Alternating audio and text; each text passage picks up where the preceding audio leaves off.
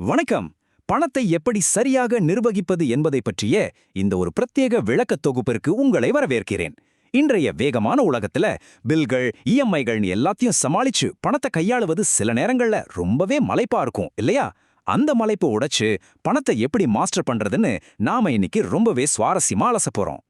ஆரம்பத்திலேயே உங்ககிட்ட ஒரு நேரடியான கேள்வி கேட்க விரும்புறேன். மாசம் பிறந்ததும் சம்பளம் வந்த உடனே நீங்க முதல்ல யாருக்கு பணம் கொடுக்குறீங்க?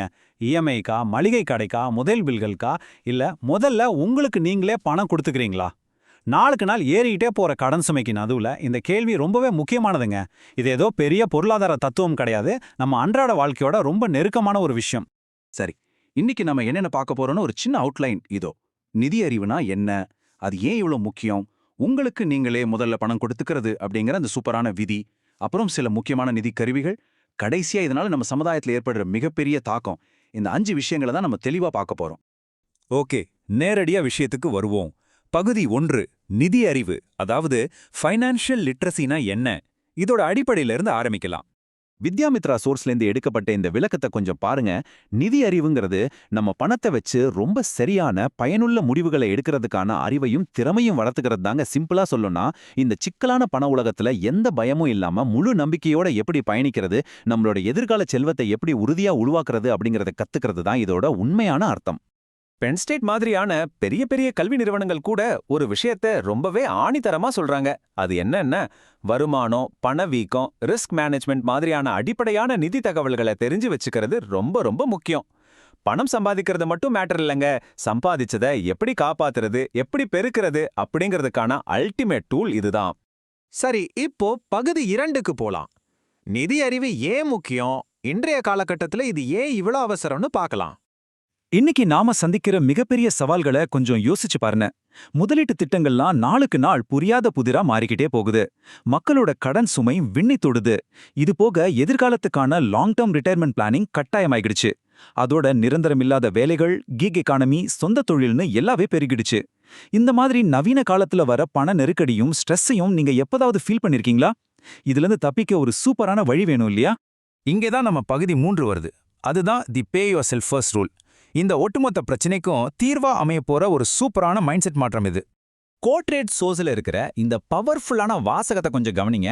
உங்களுக்கு நீங்களே முதலில் பணம் கொடுத்துக் கொள்வது என்பது ஒரு சிஸ்டம், அது ஒரு தியாகம் கிடையாது. சம ஆழமான கருத்துங்க இது.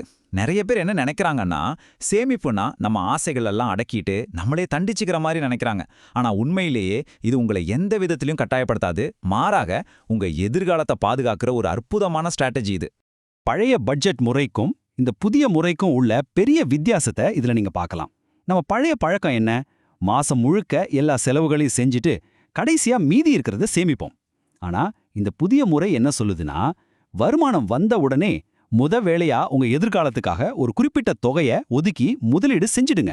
அதுக்கப்புறம் மீதி இருக்கிற தொகையை மட்டும் உங்க செலவுகளுக்கு வச்சுக்கோங்க. இப்படி பண்றதால உங்க எதிர்கால பாதுகாப்பு கேரண்டியா உறுதி செய்யப்பட்டுடும். சரி, இதை எப்படி நம்ம வாழ்க்கையில செயல்படுத்துறது? ரொம்ப சிம்பிள். ஒரு 3 ஸ்டெப்ஸ் இருக்கு. முதல் ஸ்டெப், உங்க வருமானத்தை வாங்குறீங்க.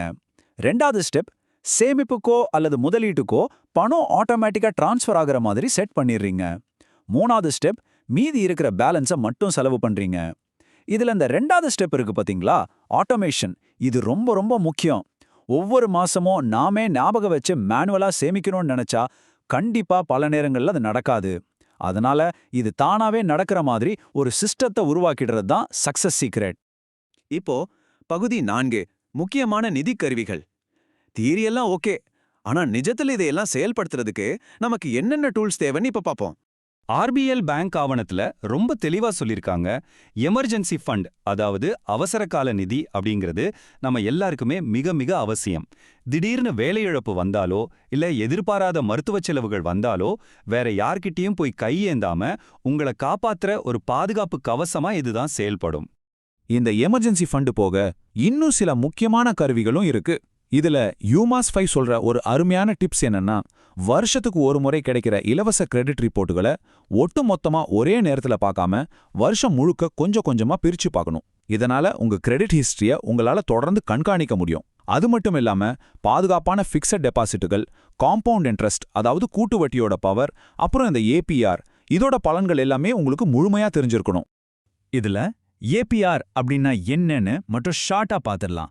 பென் ஸ்டேட் கொடுத்திருக்கிற விளக்கத்தின்படி ஏபிஆர், அதாவது ஆனுவல் பெர்சன்டேஜ் ரேட் அப்படிங்கிறது நீங்க வாங்குற கடனுக்காக ஒரு வருஷத்துக்கு அவங்க போடுற ஒட்டுமொத்த வட்டி விகிதம். நீங்க வாங்குற கடனுக்கு நிஜமாவே என்ன செலவாகுதுன்னு தெரிஞ்சுக்கவும், தேவையற்ற கடன்கள்ல சிக்காம இருக்கவும் இது தெரிஞ்சு வச்சுக்கிறது ரொம்பவே அவசியம்ங்க. ஓகே, இப்போ பகுதி 5, பெரிய அளவிலான தாக்கம். இதுவரைக்கும் நாம தனிமனிதனை பத்தி மட்டுமே பேசிக்கிட்டு இருந்தோம். இப்போ கொஞ்சம் வெளியே வந்து இந்த சமூகம் எப்படி மாறுதுன்னு பெரிய அளவுல சிந்திப்போம். தனி மனிதனோட நிதி அறிவு ஒட்டுமொத்த சமுதாயத்திலையும் எப்படிப்பட்ட பெரிய மாற்றங்களை கொண்டு வருதுன்னு இங்க பார்க்கலாம்.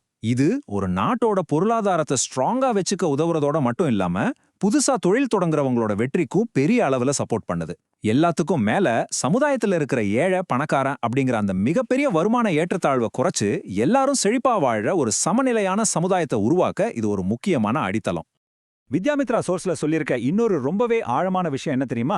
அதுதான் தலைமுறை தாக்கம்.